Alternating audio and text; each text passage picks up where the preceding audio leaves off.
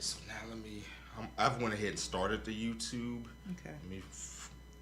All right. Okay. There we are. Okay. Now where's my share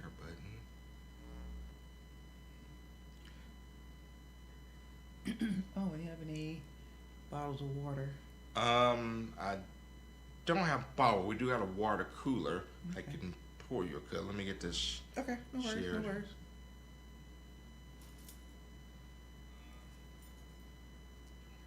Okay. All right. There we go. Share. So now.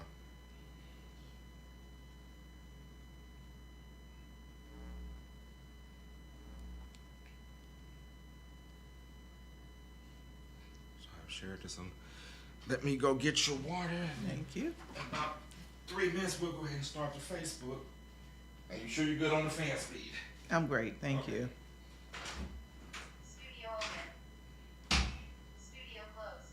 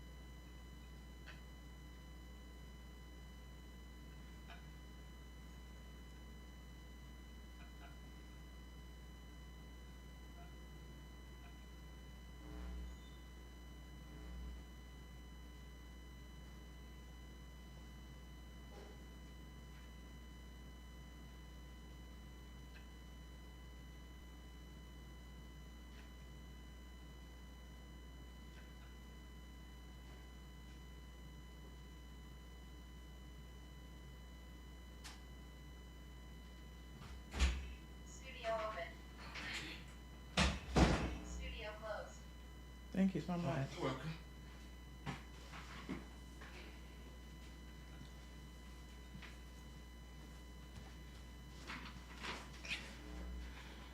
Okay. Go ahead and start the Facebook too. That way I can go ahead and get my shares on.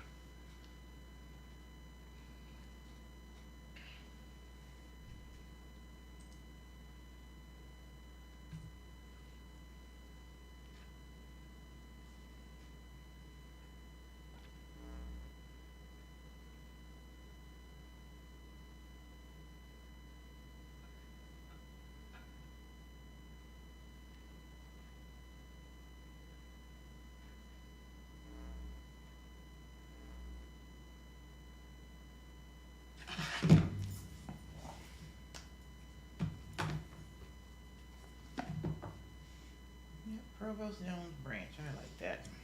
I do too. And for everybody watching on the live feed, we manifest that. Okay, I'm now sharing the video when we got about 6 minutes. Give people an opportunity to get on. For those who are on our live feed, want to just say welcome and definitely thank you for tuning in. And if you have attended any of our Juneteenth events so far, thank you for attending. And if you haven't yet, we look forward to seeing you at our upcoming events. Oh, I'm wondering why this is not connecting. Oh, you need the Wi-Fi? Yeah, please. Hold on just a second.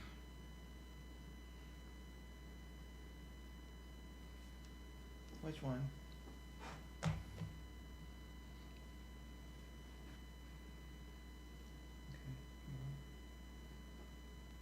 Okay, that's another thing where you can touch the device again.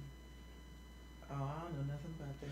I know. Well, you know, some Apple devices, if you tap them together, it'll just let you just click share and it'll connect. But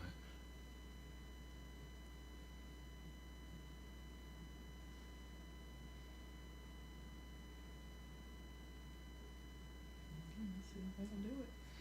all right.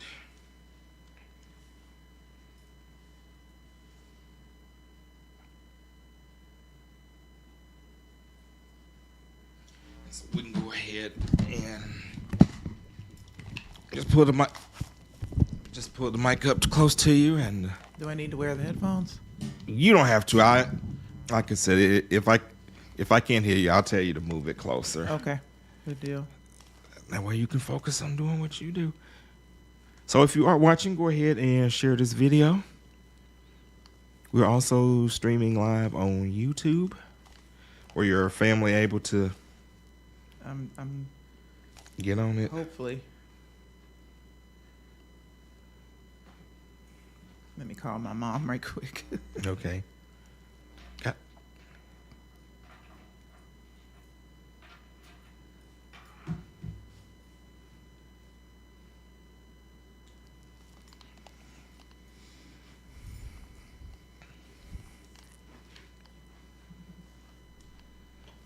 Hey, did you get the text about the YouTube link? Well, all you have to do, I put it in the family text group. All you have to do is just press on the link that says the cost of freedom. You see it? Oh, no worries. No worries. It'll be on YouTube. I can send it to you later. I'd rather you walk. All right, I'll holler at you later. Okay, bye. She said nothing getting in the way of that walk. She said not gonna let anything get in the way of that walk. No, I need my mama to exercise and keep moving and all that good stuff. So I'm like, hey, I can send that to you later. Yes, ma'am. I got about 2 minutes, and we will get right started. Okay.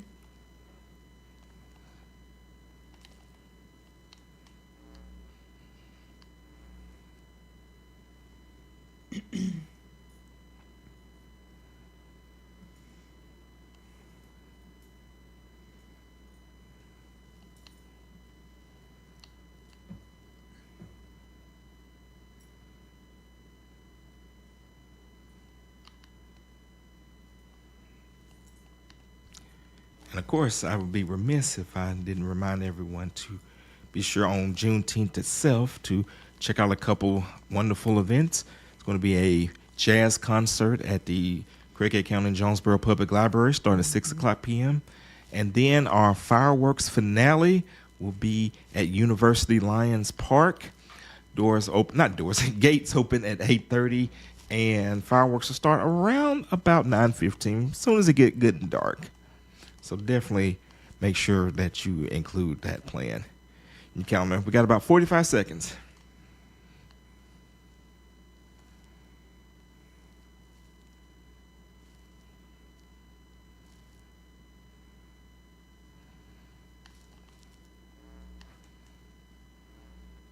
$30 seconds. Okay, I'm ready. All right, we're just waiting on it to count down.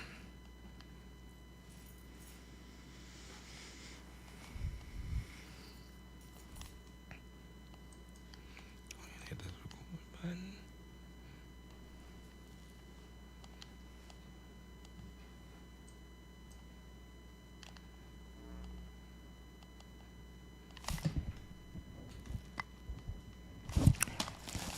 KLK 102.5 FM. Good evening to you. How's everyone doing? This is Juneteenth in Jonesboro, and we are continuing all of our events. And this is a very special event that I am very excited about. This is The Cost of Freedom, What Was Lost and Gained After Juneteenth by Dr. Cherisse Jones-Branch, who is here in the studio with us. And this was a topic that I requested because I feel it is very important and very relevant during Juneteenth, considering everything that is going on in the country today.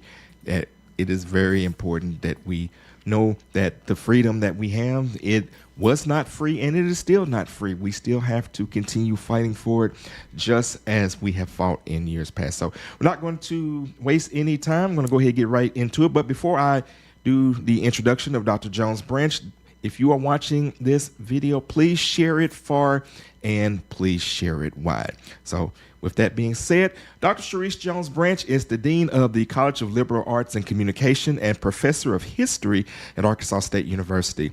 She earned her Bachelor of Arts and Master of Arts in History from the College of Charleston and a PhD in History from The Ohio State University.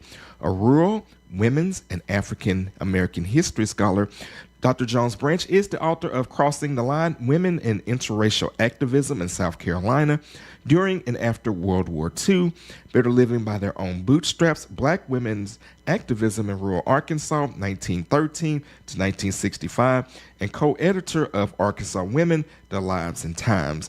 In addition to numerous articles and essays, she is working on a third book project titled To Make the Farm Bureau Stronger and Better for All the People, African Americans and the American Farm Bureau Federation, 1920 to 1966. And she is also the host of the KLEK Black History Moment, in which you hear every single day right here on KLEK.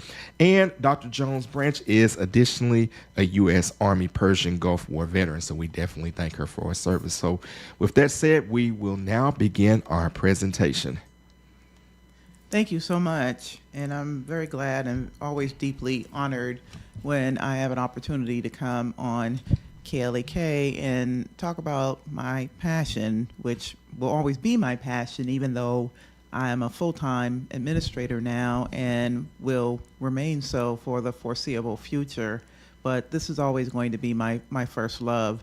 And so what you may not know is that I changed the title just a little bit. When I was asked to give this talk, the title was The Cost of Freedom, What Was Lost After Juneteenth.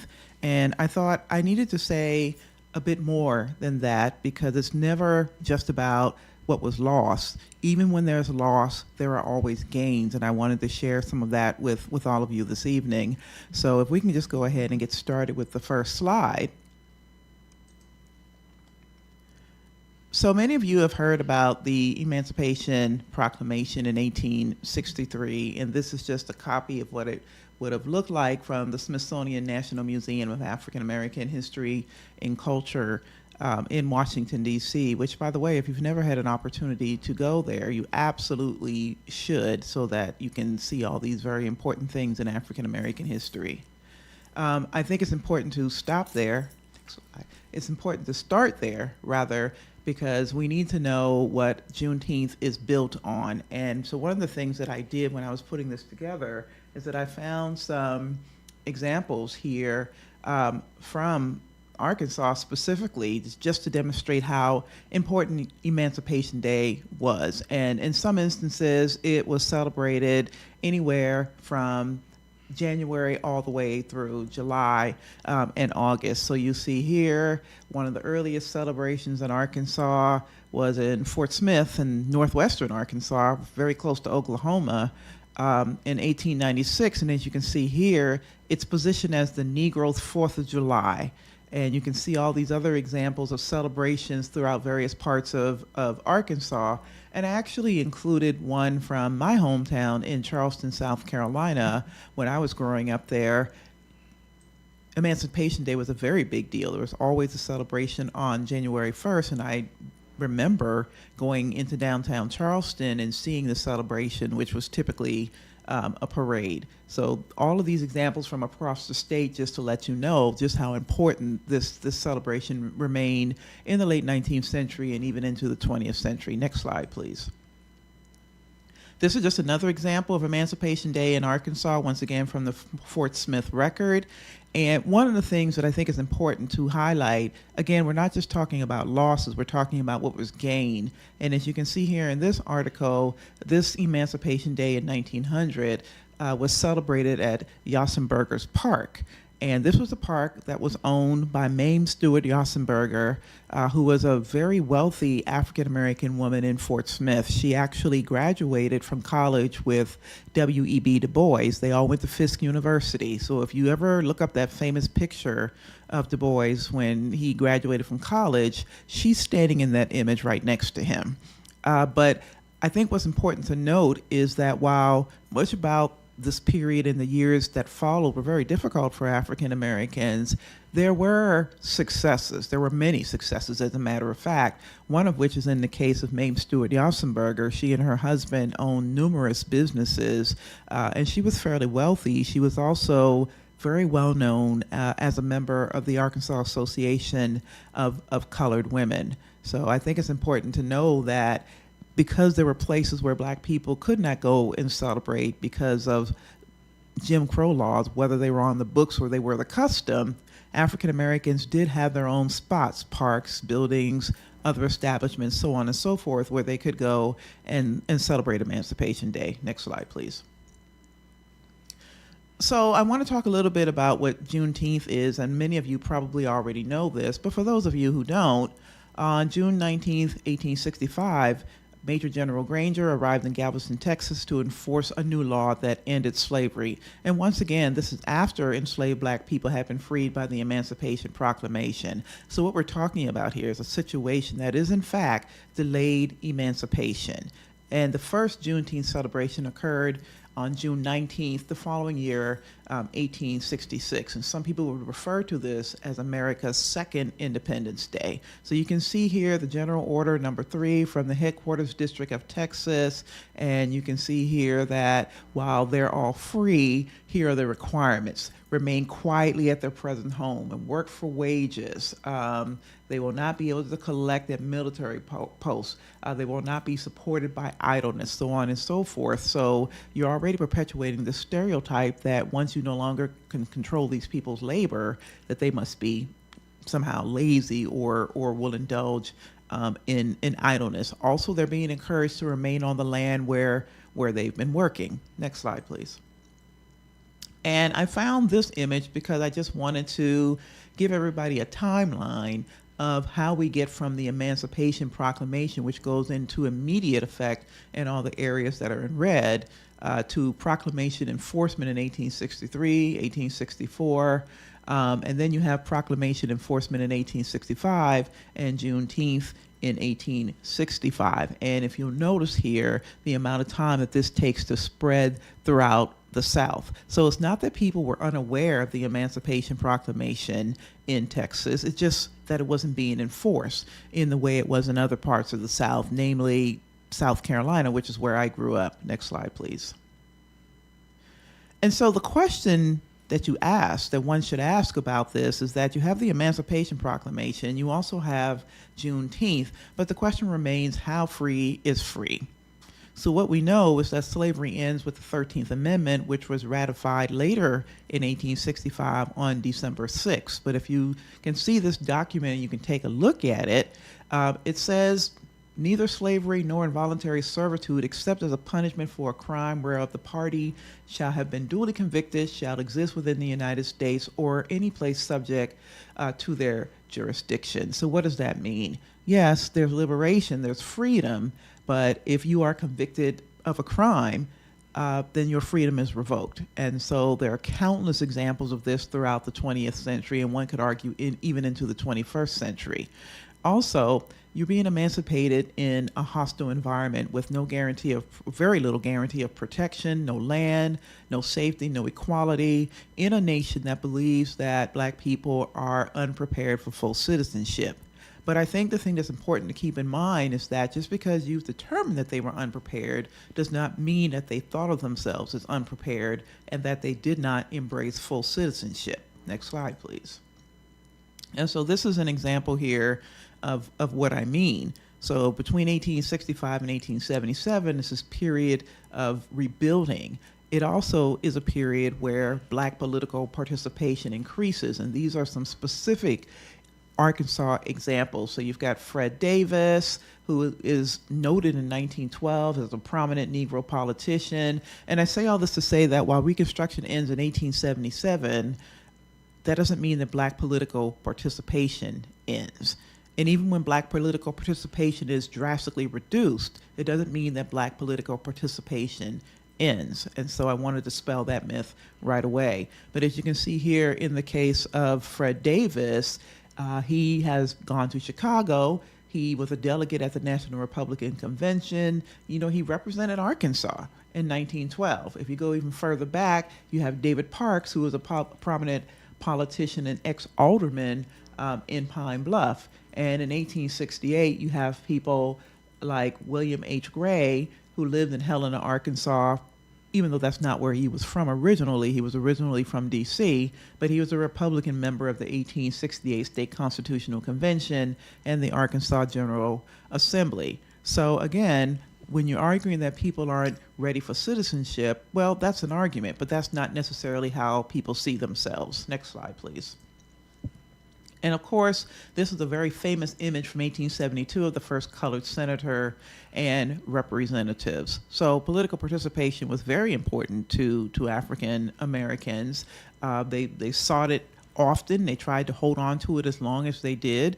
And even when poll taxes and all these other things were launched to reduce the black vote, it does not mean that black people were not politically active or politically engaged. It just simply reduced the numbers and, of course, increased the risk for political involvement. Next slide, please. And as I always tell people, the promise was for land. And a lot of that was lost. There was the expectation that land would be distributed, but most of the land did return to former enslavers, and this did limit wealth building opportunities for a great many people, but certainly not for all. So one of these examples is Scott Bond here, who was formerly enslaved. He was from Madison, Arkansas, that's in St. Francis County, and he became a very successful landowner. And so this is an article here that talks about him being wealthy, and he's being reported as having $4 million. And he is a very big part of the National Business Men's League, which was an organization that was established at the national level by Booker T. Washington. So I always tell people to be very careful about buying into these stories, because the story doesn't fit everybody, right? There's always nuance and complexity, and that's what we need to keep in mind. Next slide, please. However, one of the things that does happen is that many African Americans choose or are forced to remain on the land, because what they realize very quickly is a number of things. Emancipation doesn't mean that everyone's going to welcome you with open arms. It doesn't mean that there's going to be generous opportunities, and sometimes it means the direct opposite thing. Sometimes these folks are not equipped to do anything but perform agricultural labor, and so sharecropping was a system that ideally meant a share of the crops, but we all know the story behind that. Often that was not the case. This was in fact a situation that often led to debt and poverty and limited independence for African Americans. And that's a story that we're all familiar with throughout the South. But again, there's another part to that story that people don't hear about very often.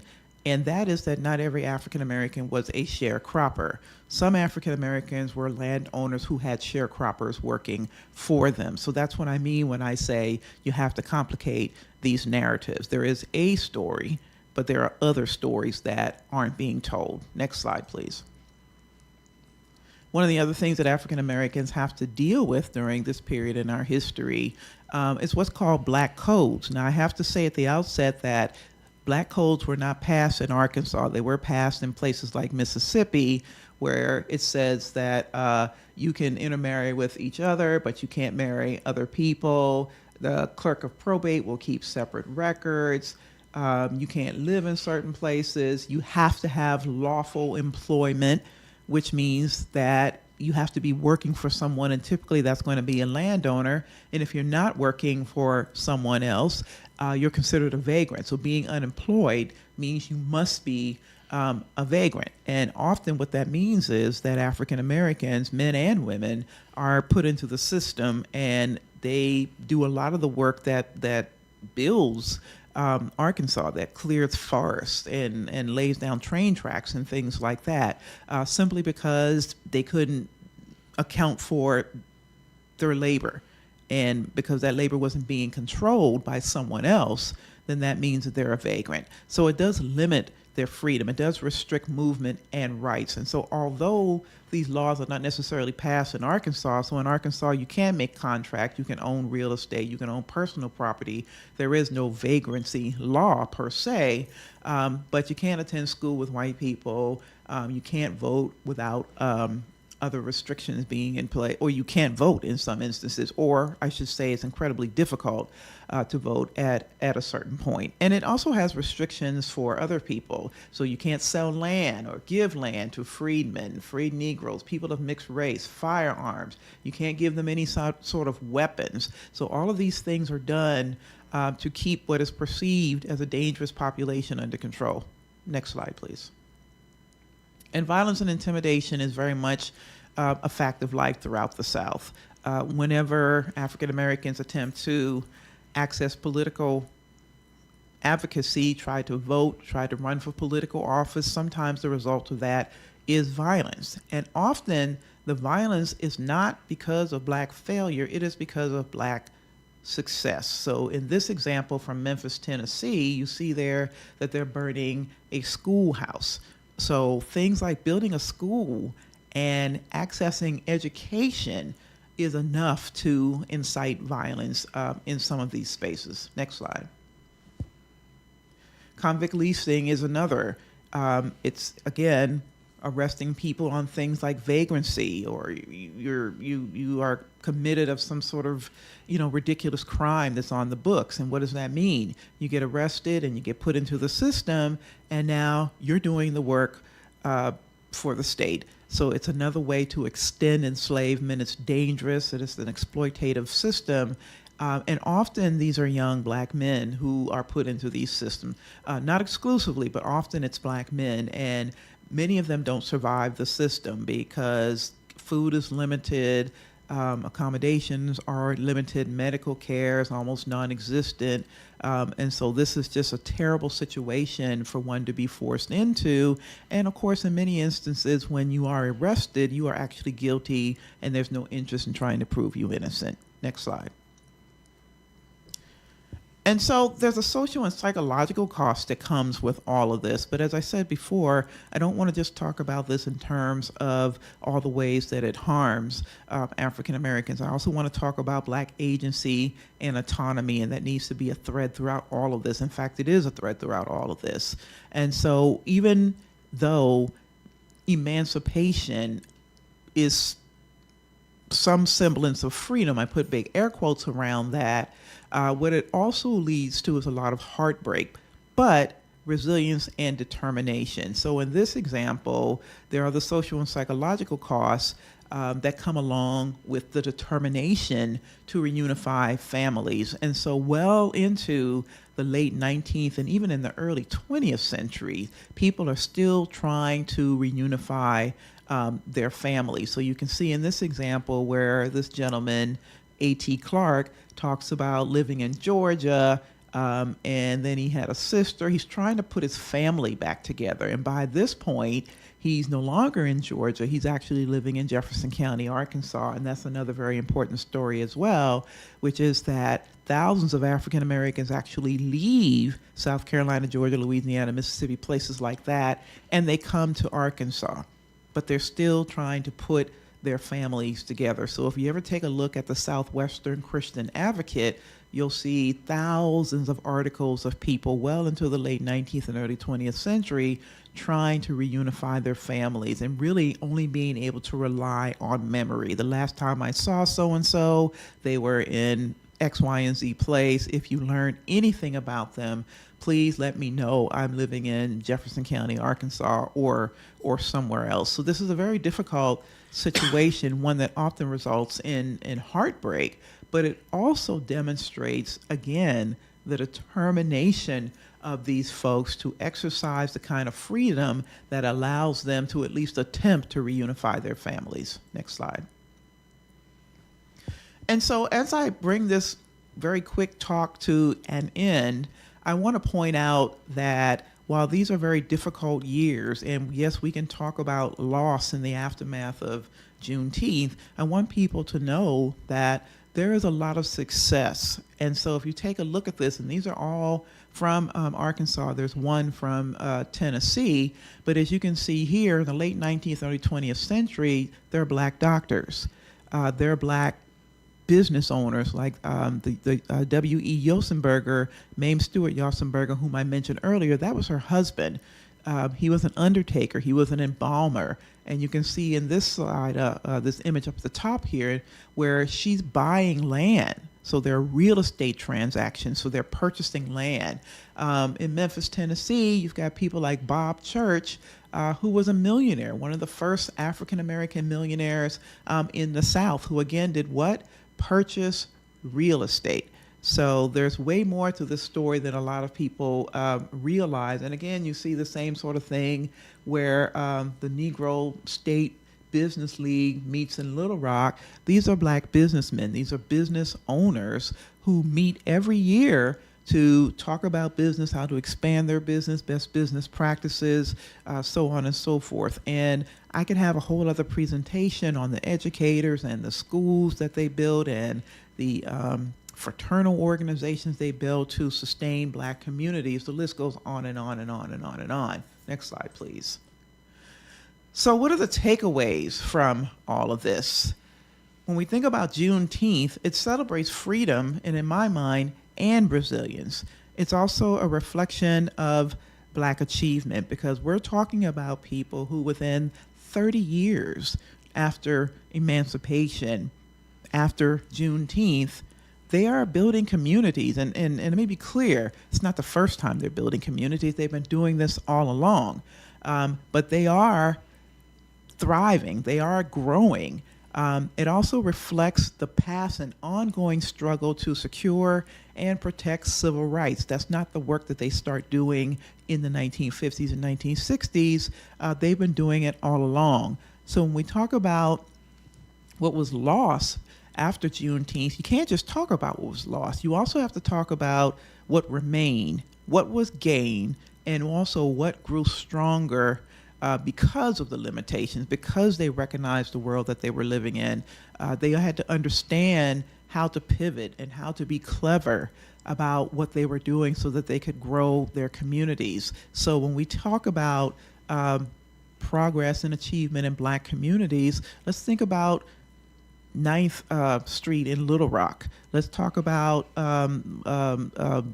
Black Wall Street. Let's talk about all of these places where people built schools, established churches, established businesses, had a whole way of life that sustained them despite all the other things that were going on around them, and despite the limitations placed on them by laws or by custom. So it can't just be a discussion about what was lost. It has to be a discussion about the way people not survived, but actually thrived despite some incredibly difficult times in our history.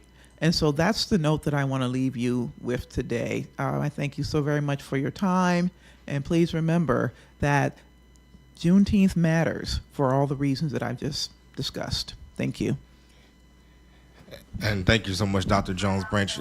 Again, a very amazing talk. And so if you're watching on the live feed, we will leave it open for questions for a couple minutes. So I'm going to ask a couple questions myself while waiting for people to drop their questions or comments in the live feed. But so let me start, Dr. Jones Branch, by asking you this.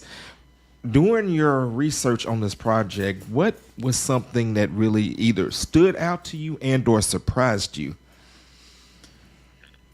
You know, not much, because I've studied this stuff for so long. I always knew that these folks were movers and shakers because they had to be. I wasn't surprised by the resilience. I wasn't surprised by the intelligence and how enterprising people were. So I don't think anything about it surprised me, because this is what people have always done. I guess the biggest thing, maybe if this is a surprise at all, is how quickly people were about the business of building in the years following emancipation and following Juneteenth. They didn't waste any time. And so again, even though across the nation, they were not seen as citizens, or even in some instances were told that they could never expect to be citizens.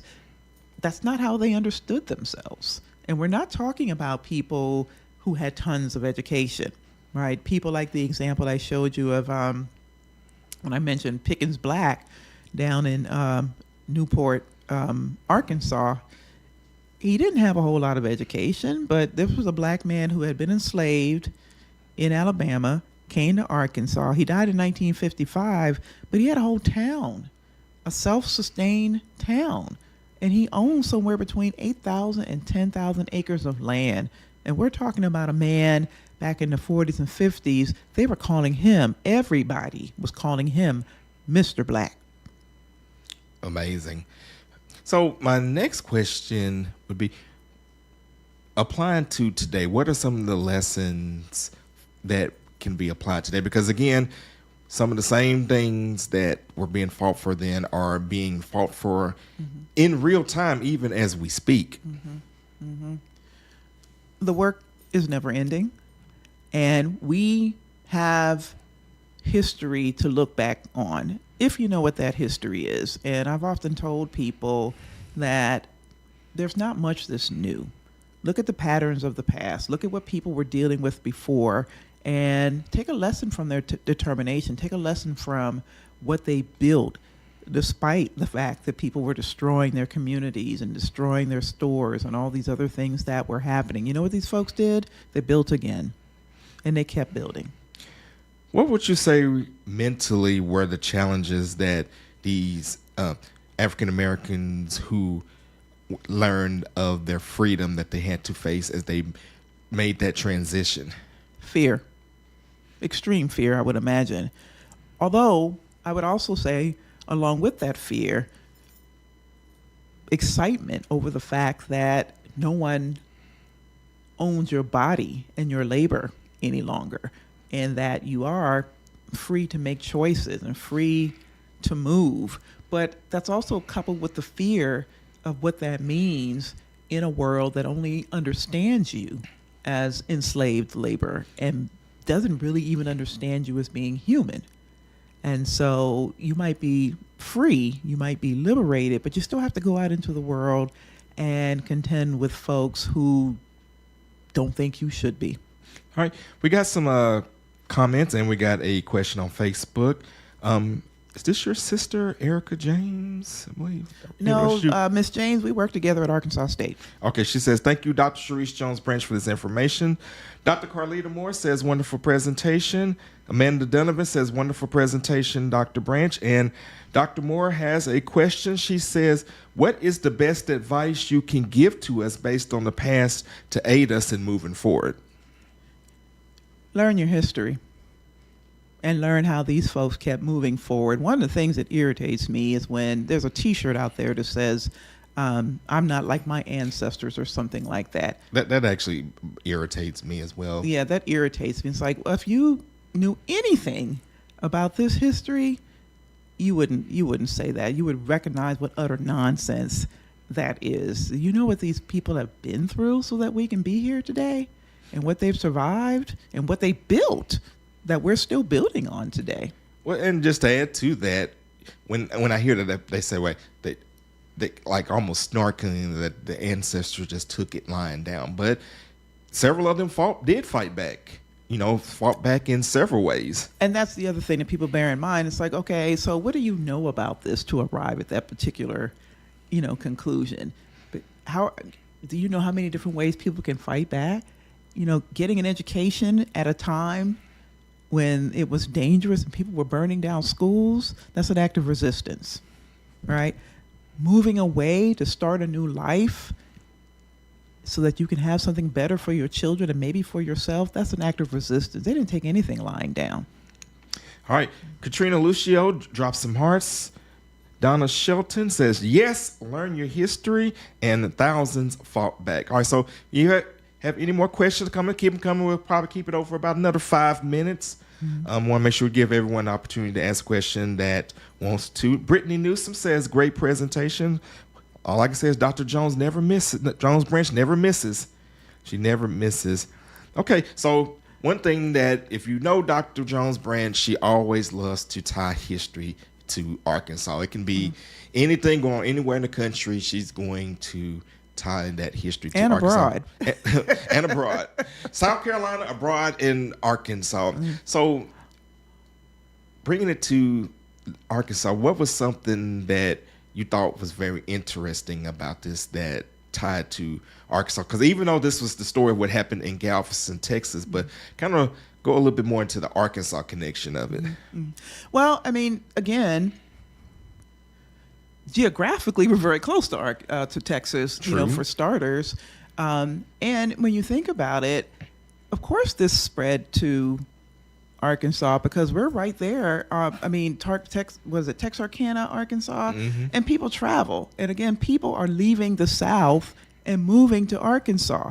And when they move to different places, they're not just moving there physically, they're also bringing their culture, their foodways, their traditions, their ideas. All of those things are traveling with them. So that's the Arkansas connection. There are people who think their families have been here forever. And then you start looking and you find out they came from Texas. They came from South Carolina. They came from Mississippi. They came from Louisiana. So they're bringing all of that culture with them to the state of Arkansas. One thing that I did find interesting when you had the slide up of the migration of the news, and you said like in red, those were the ones that found out immediately, and the top of Arkansas was on that part. So pretty much people in Arkansas knew from the beginning. But I mean, knowing and enforcing the law is two very different things, right? Gotcha. But I mean, but everybody knew. Everybody knew. They did this because they knew they had to go enforce it in Texas, but it wasn't unknown.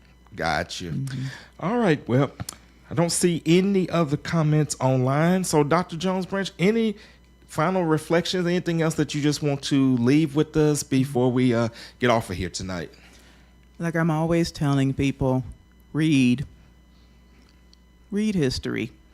And when you hear a story, ask questions about the story, not just what that story is, but what that story is missing. There's always another story. There's always a story that people don't know about or a story that was intentionally excluded. Go find out what that story is. And I'm saying also, as someone who was born and raised in another state, I'm a transplant to Arkansas myself. I always tell people, I've said it nationally, I've even said it internationally, there are stories here right in your backyard. So go and find those stories, write a conference paper, write a paper, submit it to a local journal, get those stories out there. Arkansas is just rich in all kinds of history, and we're just really scratching the surface. Awesome. Dr. Jones Branch, I want to thank you so much for joining us for this presentation, and thank you for all the support and all that you do for KLEK. Want to just go ahead and announce the rest of our Juneteenth and Jonesboro events this week. Hope to see you at each and every one of them. Tomorrow night, the Capitol Omega chapter of Alpha Kappa Alpha Sorority Incorporated presents the State of Black America in Arkansas, Progress, Policy, and the Path Forward. And that's going to be right here, once again, on the KLEK Facebook page. So just turn right back around. Same time, same station tomorrow. And be sure to check that out. And then coming up Wednesday, once again, we are partnering with KASU Public Radio for We Shall Overcome, a photography exhibit celebrating Juneteenth in Jonesboro, honoring the history of the Civil Rights Trail through the lens of Art Maripol.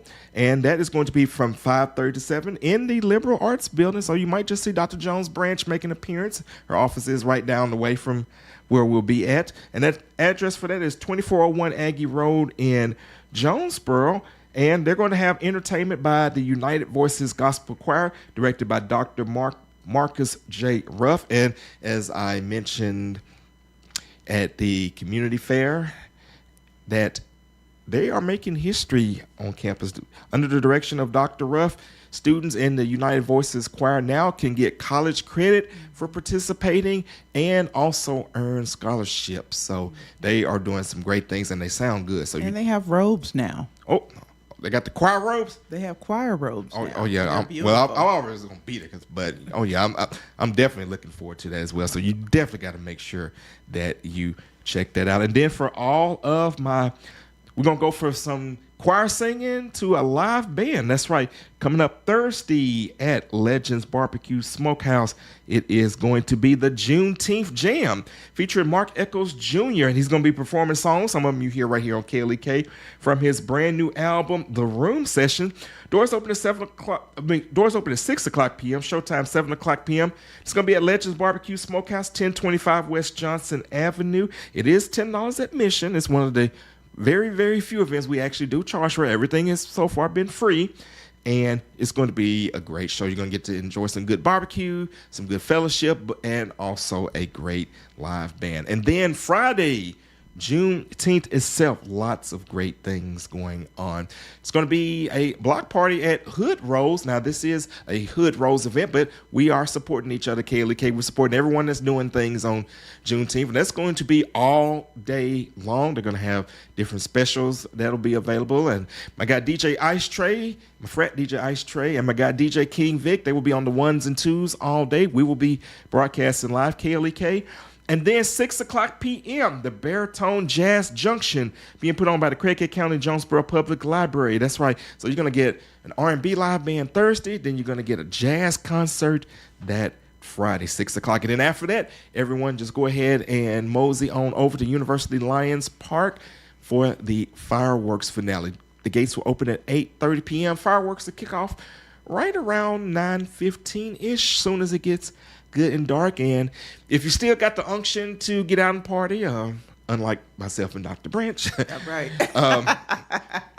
but if you still got some energy left after that, then head on over to the Den Zone on the campus of Arkansas State University, where my guy DJ Hood, the honcho, will be on the ones and twos for the Juneteenth after celebration. Or you can also go right across the way on campus, because again, we're showing love to everybody this Juneteenth. You also at the Yard, my guy DJ King Vic, I believe he's going to be doing some karaoke. So even after the fireworks, if you still want to party, there'll be plenty of opportunities. And then I got to shout out someone who is definitely near and dear to KLK, Miss Emma Agnew. The Men Who Cook is going to be on the 20th at the Hilton Garden Inn. I'm going to be in a wedding Saturday, so I'm going to miss it. But some of the favorites of Jonesboro, some of the men that you know, I believe Mayor Copenhaver may be doing a little cooking. I know Chief Elliott's going to be doing it. Garrett Barnes, several other men are going to be participating. And you get to vote on who wins. And it also helps to raise money for a good cause, the North Jonesboro Community Development Corporation, doing great things in Jonesboro. So you can go on the KLK website, klkfm.org, to get more information on all of these Juneteenth events. But again, thank each and every one of you so much for tuning in tonight. Thank each and every one of you for participating, and may God keep and bless you. That's going to do it. This is KLK 102.5 FM. Okay.